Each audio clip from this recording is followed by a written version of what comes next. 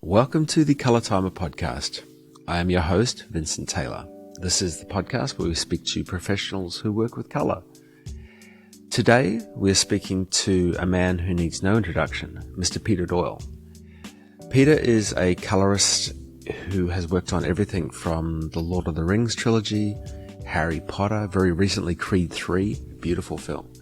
One of my favorites also is the Tragedy of Macbeth. This is the first episode I recorded. I've kind of pushed it back a little bit because it was a bit clunky. Certainly not because of Peter. I was very nervous, and you'll see it in the interview or hear it in the interview. I did the best I could. Once again, I'll be using the 15-minute sand timer to keep the conversation focused. Actually, you'll see in that, I didn't even know where to put the color timer at that stage. I think it's right next to me or something like that. It's all a bit over the place, but it's a great conversation and really worth listening to the way that Peter articulates the work that he does. He's a very, very interesting fella, so I hope you enjoy it. Take your seats because the hourglass is about to turn. We are entering the world of the micro podcast. Explore the craft, creativity, and science of professionals who use color to tell stories. Welcome to The Color Timer with Vincent Taylor.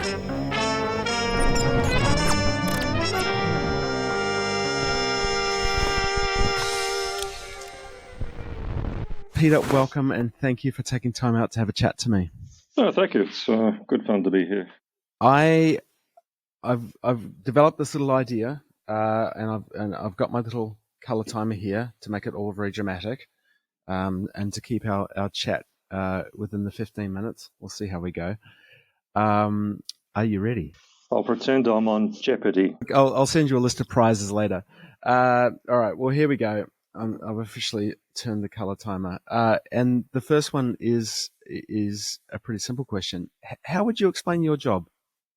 Yes, I changed the color of moving images with the goal of matching shots to match together so that they have a continuous sequence, and then use color to imply a time of day and a season, summer, winter, and then using shading and modeling and shadows enhance the set and the architecture so that it reads within the lenses and reproduces. And then use whatever you can think of to enhance the body language of the actors and hopefully the performance. How would you distinguish, or would you distinguish between craft and creativity? Yeah, craft is really the what and how, and creativity is why. That, in summary. Mm. And are you conscious of that balancing act, or is it's just all kind of intuitive? Oh yes, but particularly in the field of grading, a lot of clients aren't quite sure how to kind of interact with a colorist or how to actually explain what they want. So the technology can get a little bit overwhelming. And then just depending on the type of personality and how you approach your craft, it can be, you can allow the technology to kind of take over the creativity. And there's not too many clients that react very positively to the use of like very technical terms. So it's always a balancing act of explaining quite technical words in a very emotional way. And I think that's actually part of the responsibility of a colorist, is to create an environment where the filmmakers can explain what they want and feel that they're actually understood using their own language, and not necessarily have to be or assume that they need to understand what a tone map or a gamma is. Yeah, yeah. and I find that as well. It's to get that out of people's heads without kind of overwhelming them with all the technical mumbo jumbo. So here's the setup. You're about to begin a new project, and who starts speaking to you about color? The director, the cinematographer? Yeah, typically it's a director. Typically it's a director of photography or the DP. Then we'll talk, and then he'll introduce me to the director, and then we'll go there. Sometimes that's reversed. There'll be a director who would like to use me, and then they'll introduce me to the DP. And then sometimes there is a studio or a producer that will try a bit of a blind date and see if we all get along, and then see how it goes from there. And when they do speak to you about color, how does that work? Do they give you references? And if that's the case, how do you interpret that? I mean, how do you pull the sensibilities from a reference as opposed to just copying those references? Yeah, but it really breaks down to whether there is so there are some DPs that I work with that will just present me the script as soon as they have one, and it's expected to have a discussion and an opinion. Or then there are other DPs that sometimes the scripts actually don't exist. There's just a beat sheet, so that's a little more ethereal about what's discussed. And interestingly, it's almost the more expensive the film is, or the higher the budget, the less likely there actually is a script. But that's another discussion. So in terms of explaining what they want to do, again, it will depend if I've worked with the team before, at which point we will have kind of established our own like little language and set of references. If it's somebody that we're working with new, there's really the encouragement to just have a stream of consciousness and just use as many references and as languages as possible, so that we can slowly just develop the language unto ourselves. So that it's a bit like when kids are kind of playing together. And certainly not going into the Lord of the Flies type feral, but they start to develop like their own like little language, and I consider grading is very much like that. Certainly, the more experienced DPs and the very experienced directors will have a kind of common language, and there is an industry language. But first-time directors may not necessarily have that language, and I think that's absolutely fine. It's just it's actually good fun to kind of build a new language. Yeah. I've got a I don't normally do the quote thing, but I really love this quote, and I thought it might be an interesting one for you. So I've got written down, so the artist Andrew Wyeth, who I love his painting so much, he said, if one could only catch that true color of nature, the very thought of it drives me mad. And that provokes this question. Do you think that we can only truly experience color, or do you think we can capture it and reproduce it?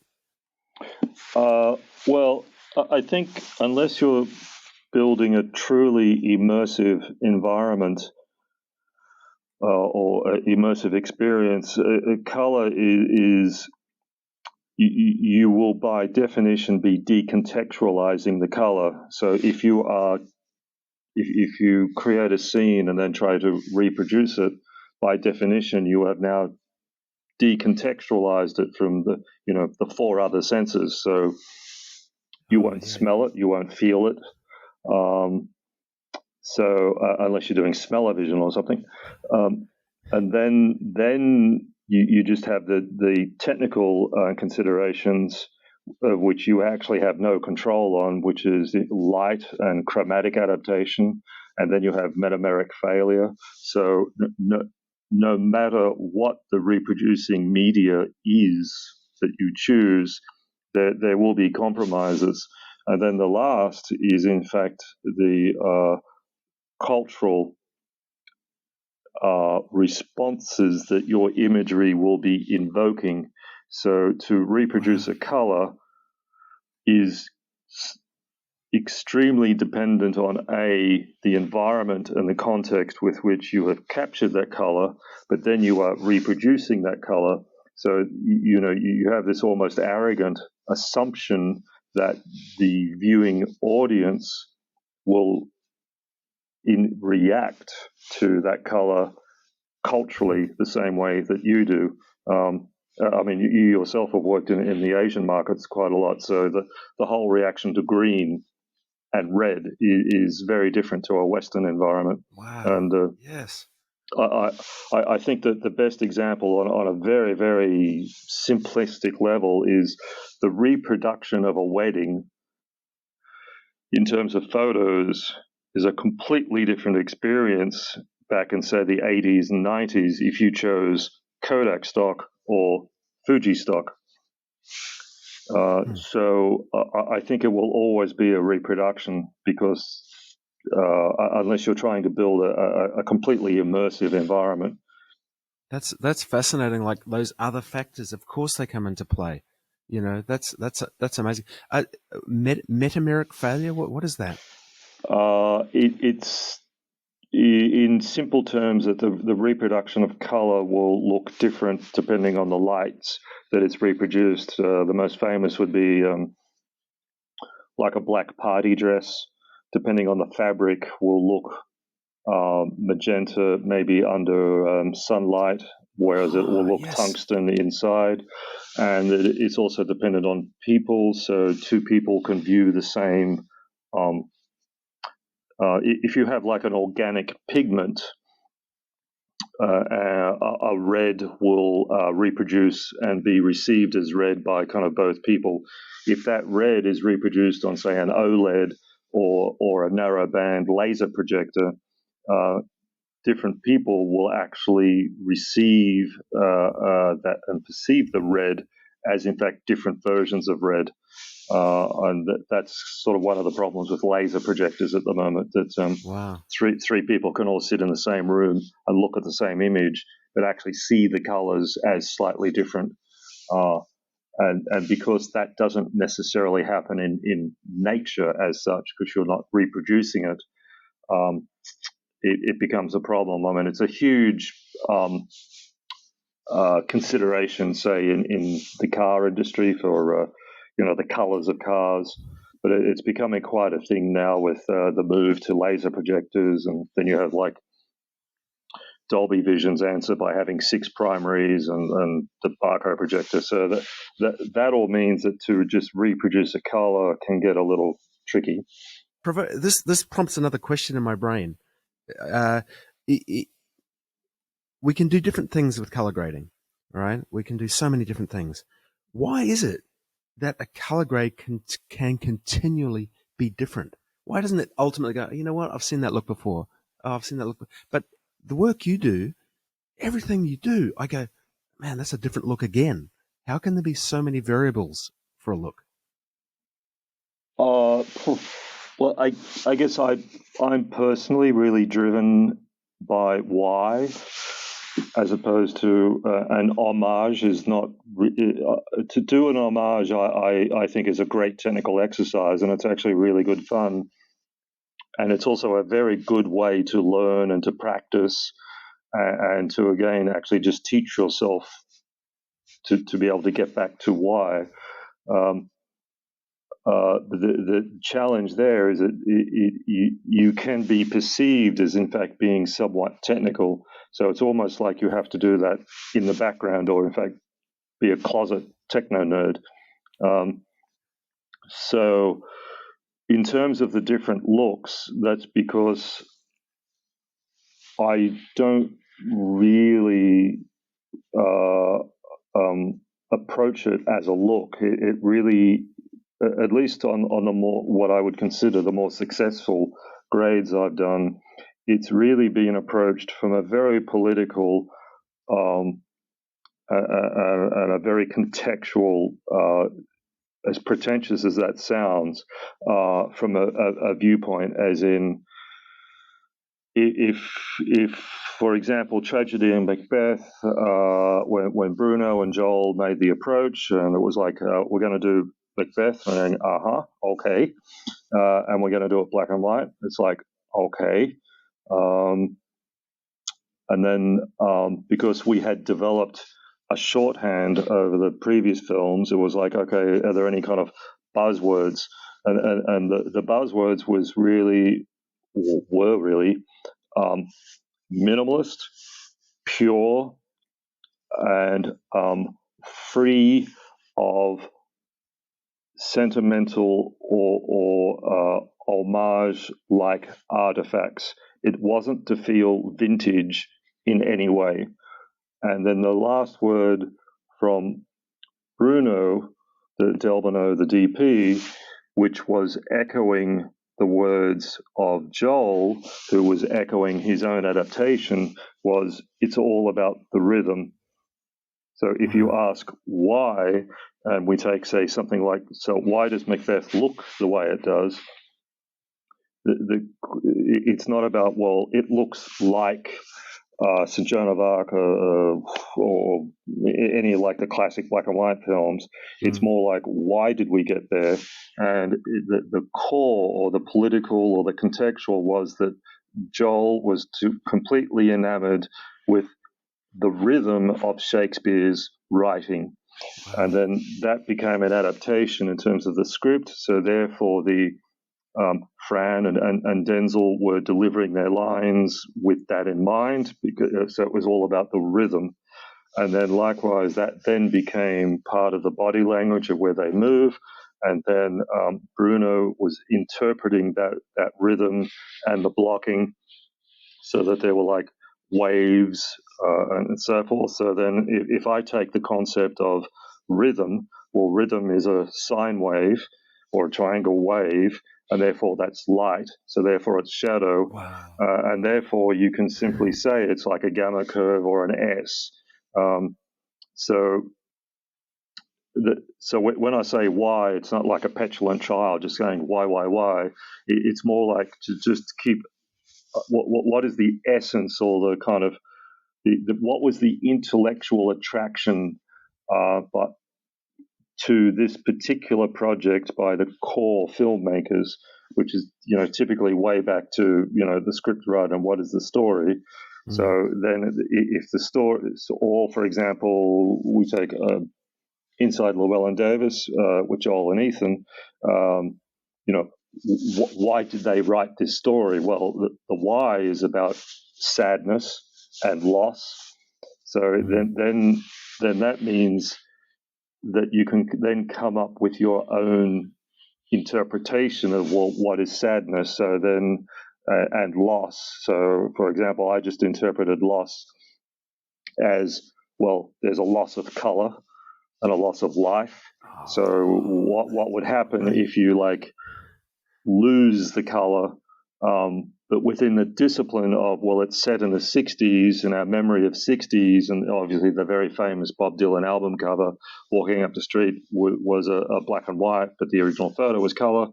So it then actually becomes quite a technical thing, but that's where the kind of contextual and the philosophical comes into it.